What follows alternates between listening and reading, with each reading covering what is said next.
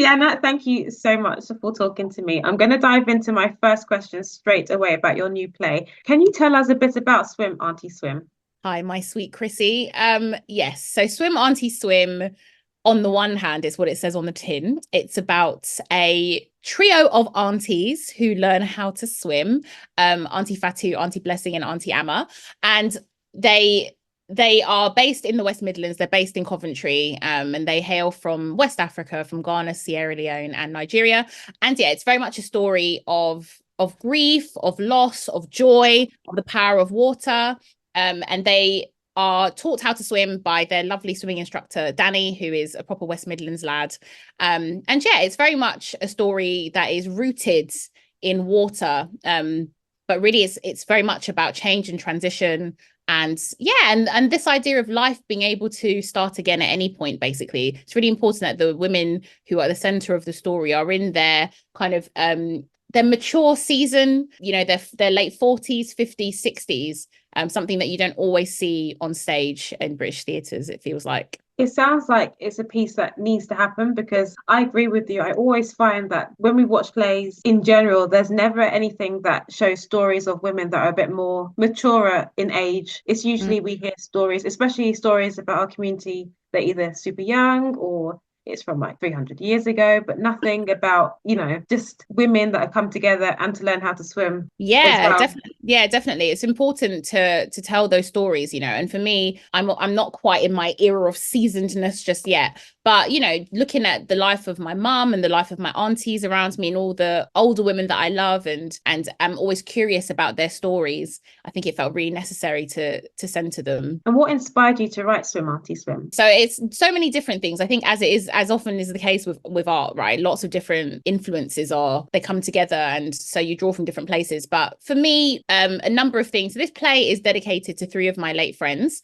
who passed away, and you know, one of them, my friend Alex, he died in 2017, and there was something I was noticing around me, including, you know, had a conversation with his mum about her swimming and that being one of the things that she was using to navigate her grief. And then also kind of other things around me, like there were friends and acquaintances who had also kind of like lost friends and had started up their own kind of like crews around swimming, like Swim Dem Crew as well. There's an interesting story about how they started. So really just kind of leaning into this ongoing observation, but it's not new, but this observation of how water seems to feature always very closely with the story of grief. And then thinking about my late friend Ayobola, and how he passed away in quite a freak accident basically, and he drowned in the Amazon River, I believe it was. And that actually was my first experience of actually like a friend dying. And the difficulty there is that we didn't have loads of like friends in common. So there's something about like there wasn't really anyone else to talk to about him and like anyone else to process that with. And so it kind of was, okay, that happened and that was that basically. And so I just remember him, but it's a very like solo remembering. And with Alex it was a bit different. We had like way more friends in common. So there was a bit more of a kind of like shared process of that. But there was just those that thing about like actually remembrance and honoring, right? What does that look like? And it felt really important to create a piece of work that like honored and remembered them. And also more generally, this thing around, you know, child loss, you know, what in whatever the nature of it, that was something that was again kind of like surrounding me. And often thinking about what happens to the women, like the mothers, basically, like when you lose your child, what does that do to you?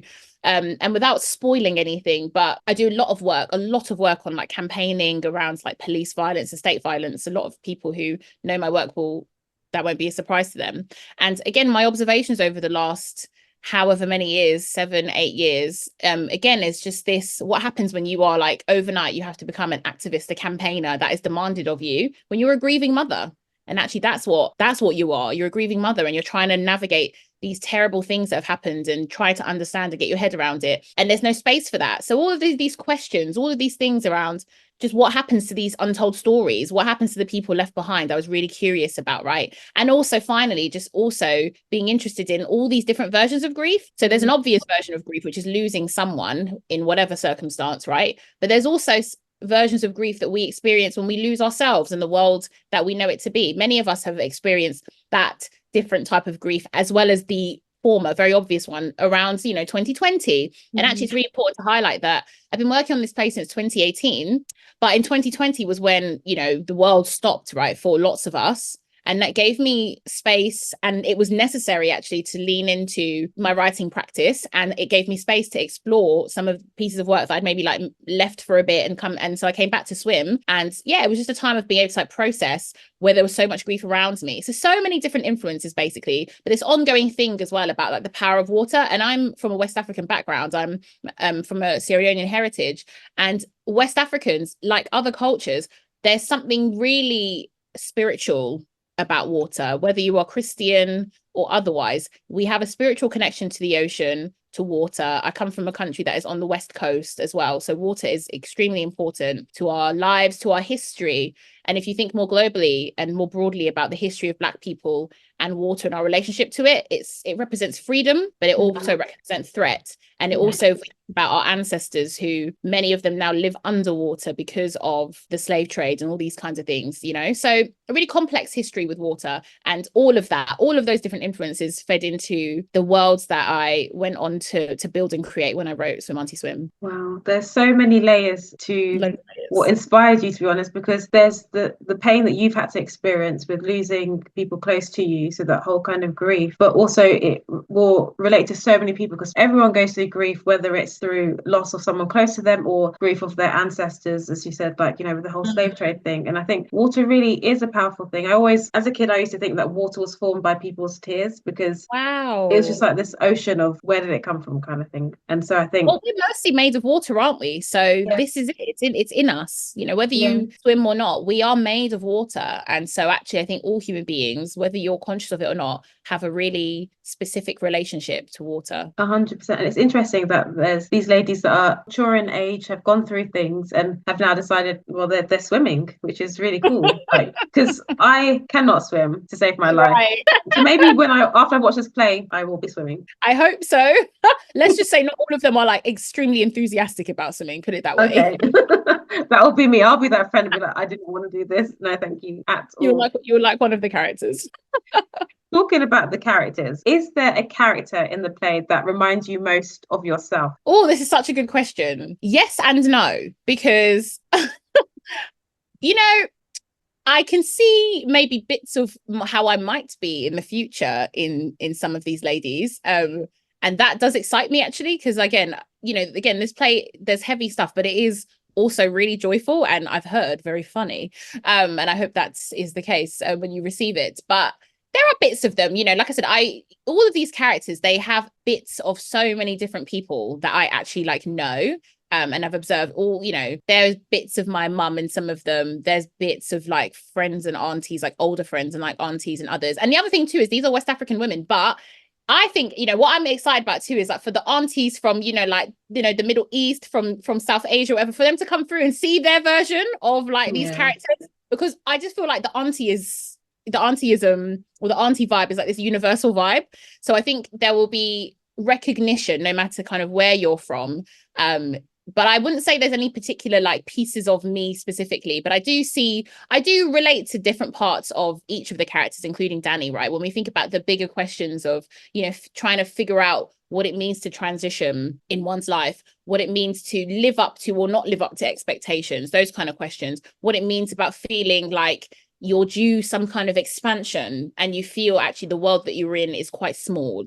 What does that mean? I can relate to those kind of questions, definitely, whether now or like in the past. So, you know, I think there's a lot of relatability, and, you know, a lot of the things, I know people say it all the time, but there's a lot of stuff in swim that is universal as well as really culturally specific. Interesting. Because you said it's universal, but also culturally specific, what would you like the audience, because the audience is going to be from all over. Fingers crossed. Yeah. Hopefully a very diverse audience. What would you want the audience to take away from watching Swim Aunty Swim? I think about this question so much, right? And you have to think about it a lot. And what do I want? I want everyone to take away something around, first of all, knowing your neighbor. I think in these times that we're in, it's so important to know each other and appreciate our differences as well as our similarities, and finds that even the most dissimilar of people on the surface, there can be far more in common than you think. And I think there's something in there about the relationship between Danny and these ladies that hopefully can be a mirror for that. There's also something about our shared humanity, you know. Again, it feels so important to lean into that, our shared humanity and the things that we're going through and navigating personally, and that there is actually a shared language when it comes to grief.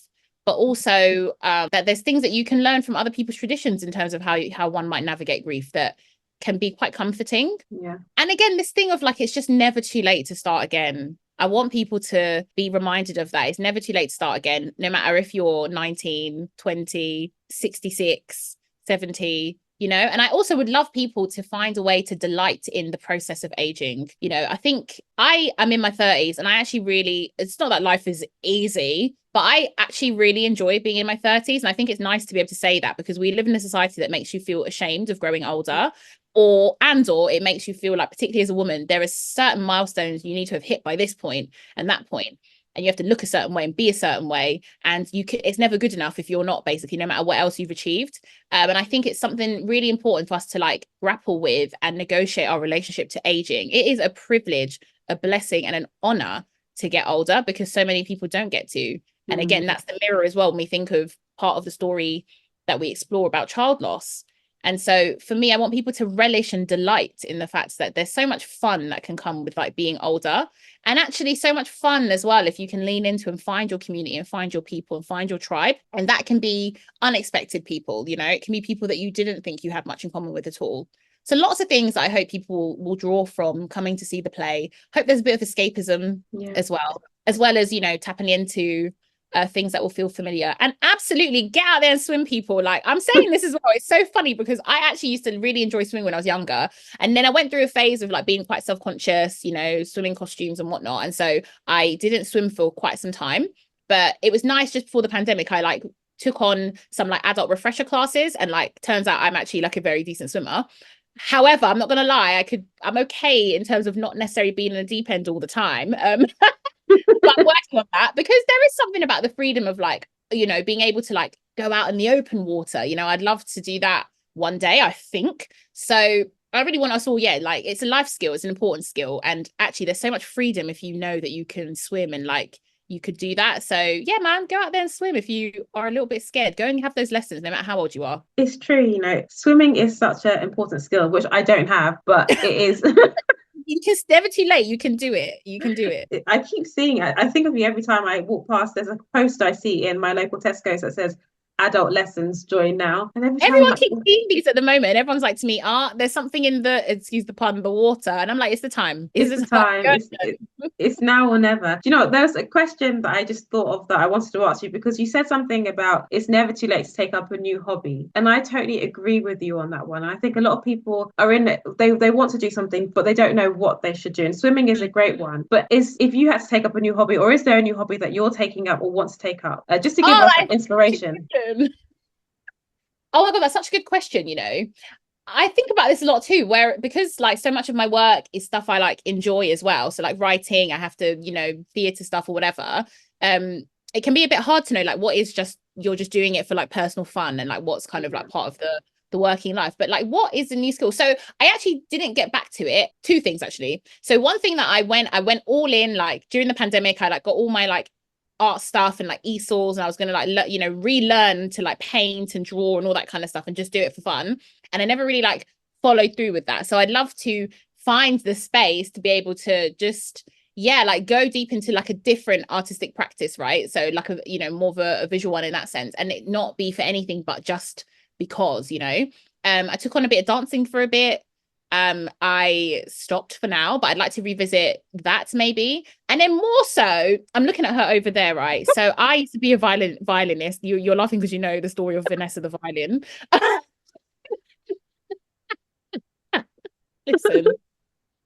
Listen, the way life was mollywopping me, so I needed a break from her before we really got to know each other again. But I used to be a violinist for a number of years, and I absolutely was like, I'm so dedicated to learning how to play thong song, you know, from Cisco, because it is a very beautiful piece of art. It actually is. It's like a fantastic piece of classical music. And I say it, and like, actually, you're right. So I am committed to Vanessa the violin, and it's just, you know, I will get back to that. But that is something I really want to like go back and like get in my violinist bag again, you know, just as another route of creative expression. So looking for anything that there's no particular end point in sight with it, where it's like I have to deliver this thing. And you know, that you have to do this thing with it. It's just doing it for fun and doing it for the enjoyment, which we don't get to do as much as adults. So there's a few things there.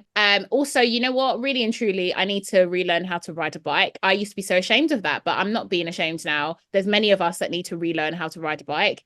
And if anybody knows any good adult lessons, let me know and I'll sign up. It's interesting, Siana, because I have never been on a bike in my life. Like I wouldn't even know where to begin. I wouldn't know what to do. I just, even when someone says, "Oh, Christina, can you hold my bike for a minute?" I'm like, the bike's gonna fall on the floor because I wouldn't even know how to hold it. Hold the bike. Yeah, that's another life skill that apparently is very important, and you apparently don't forget. But I'm testimony to the fact that you can absolutely forget how to ride a bike. I'm so tired of hearing that you can't. I've forgotten. So yeah, but there's it's another good one. Like I want to go on a holiday and be able to just hop on a bike, you know, and not feel scared. Exactly, because you know you see all these nice ventures where it's like bike ride through like I don't know, forest or whatever it could be. Yeah.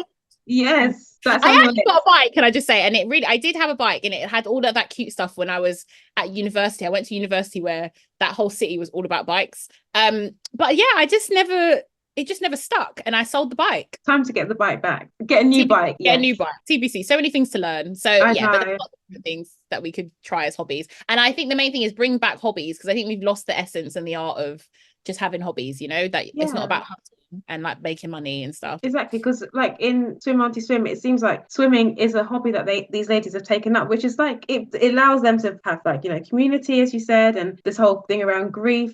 Hobbies can be so important, and sometimes we don't realize how important it is until you actually just and do it. Tapping into a different part of yourself, definitely, and surprising yourself with what you can do. Exactly. It's almost like it's a tricky question I've got for you, but okay. I think you can answer this one for sure, which is, you had to give a character a piece of advice that might alter the path of the play. What would it be and why?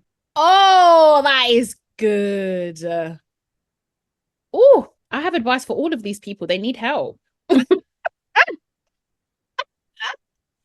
Oh my gosh, that is so good. Which character? Each of them could do with some advice. Can I give advice to all of them and I'll try and be brief? Yes, of course you can. Okay, that is such a good question. Brilliant. All right, to Blessing, it's your time now. Don't worry about what other people think. It's your time now. So that's my advice to Blessing. To Amma, it's stop, pause, and actually do some reflecting. And actually, you'll be better for it when you finally do it. Doesn't have to be scary to like look at all that you've been through. And actually, that can help you to figure out where you need to go next. So that's to Amma. To Fatu, it's you've been through so much, and not everybody means you harm. Trust these people, like trust these ladies. Yeah, there's something about trust for her. You will get to the other side and learn to live with this new normal. And to Danny, dig deep into your compass, because actually you understand that the world is a really messed up place, but you're starting to dip your toes into figuring out what you can do to help change that. So don't be afraid to like use your voice. You already have, clearly you have that compass, you have it in you, you know what injustice is. So be brave and start talking and start speaking. Good advice. I mean, I know a lot about this play, so I can totally understand these things. But for everybody else, when you do watch the play, you'll totally see that those simple words can really change the way they kind of think and what they do. I love that question. Really good question. Thank you. Play deals with many topics, such as you mentioned, grief, there's friendships, there's also faith and motherhood as well. Is there a specific moment in the play that you're most proud of and you're very excited for your audience to see? Another good question. Ooh, there are different points. And you know, probably this changes as well as like the play and the drafts and everything kind of like get refined and everything like that. The whole journey has been such a journey of evolution for this piece of work. But there's a lot, but I think maybe there's just something towards the end about those ending scenes. And again, I don't want to spoil anything, but there's just something that feels like triumphant and victorious. And so I hope people feel that when they come and see the show. So I think there's just something about like the beauty of seeing all of these people as their truest selves. And hopefully seeing some kind of journey throughout the play and how they kind of get to that point. So I'm proud of that. And I hope that comes across and resonates with people. No, that's really nice. It's almost like a full circle, isn't it? You're proud it's like the whole story comes to this point, which is a special point that is most probably one of the most important kind of bits, really, because you kind of everything starts to make sense. Yeah. It's been a real a real journey just as a writer to like keep working on that. I think the whole process has really stretched me, and it's been good, really stretched me as a writer to be thinking about all of these things, making sure that even in every scene, the beginning, the middle, the end makes sense. So if people were to only see a particular scene, it's a whole story in and of itself. Like there's always so much there. So even just as a writer and thinking about like your practice, this has been a really important process for just like stretching that practice, and I look forward to, continue to stretch it more like beyond this work as well. Talking about, because you said about the whole kind of creative process, have you been able to have any creative decision with the play regarding rehearsals, casting? And if so, what has it been like? Ooh. Yes, I've been able to have like lots of input, and I'm particularly working so closely with my director, my friend, my comrade, my chargie, Madeleine Kludje. She has been amazing. She has been working with me on Swim since 2020. So yeah, it was really important that in this next phase of the work, with it being commissioned by Belgrade, etc., that we continue to work together. So yeah, we've worked really closely to figure out kind of casting. And, this is a whole other conversation for another time, but there's something to be said about how difficult casting can be when you're writing characters who are underrepresented. Because then it's quite challenging to find the people to play those characters. And that's a more kind of like wider theatre question about, opportunity and kind of, who gets opportunity and, all these kinds of different things. So that's been like an interesting process that I'm still kind of processing, shall we say. But the casting, it's been wonderful to have two people who have been there from the very beginning. So Annie Domingo has been Fatu from the very start, and she's continuing in that role and really made it her own. And we've got Sam Baker-Jones, who's playing Danny, and he's been there. And actually the two of them have been so key in helping me shape those characters' evolution. Like particularly Danny, like he's far more shaped and evolved than earlier versions of him. And Sam and all the input from others really helps me to figure that out. And of course, all of the kind of direction from Maddie. And then, I think one of the things that has just filled me with complete wonder, because it's completely out of my wheelhouse and skill set, is everything to do with the set.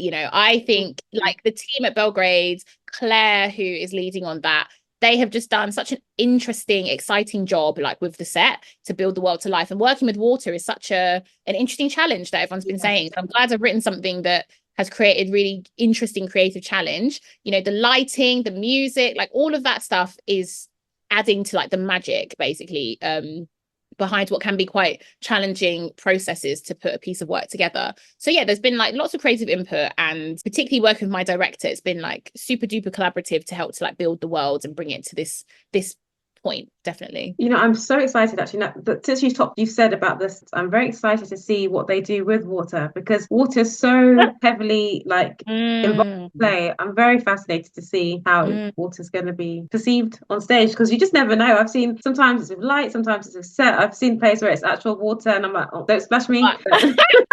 Well, let's just say it's all very clever stuff. And actually, I want to also lift up the role of movement in this piece. So Gabby Nemo, our movement director, like movement is going to be key, and actually movement will be very key in terms of parts where it's more of an illusion of water, because this is a very poetic piece of work as well. I'm a poet as well, and there's poetry woven kind of like in this piece. And so even to work with the metaphor of water, it's a poetic metaphor.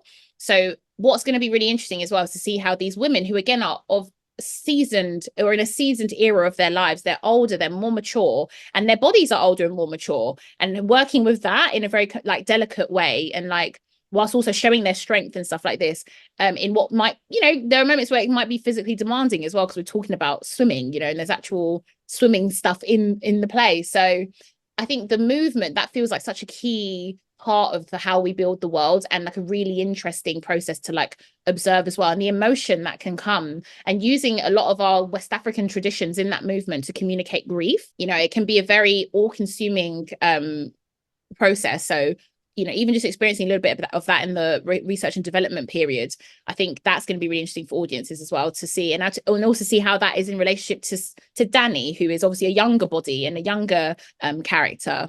as well, and actually not of the culture. So I'm really excited for how that would all be put together, and myself as well. I'm watching in wonder. Yeah, definitely. I'm very excited myself. One thing I did notice is that you do explore popular African sayings. I remember you put something once on your stories about if anyone knows any good African sayings. And from hearing so many different sayings, is there a particular one that's become like your mantra? So this is really interesting. It's not so much a mantra, but what I will say is it's like the heart of the play.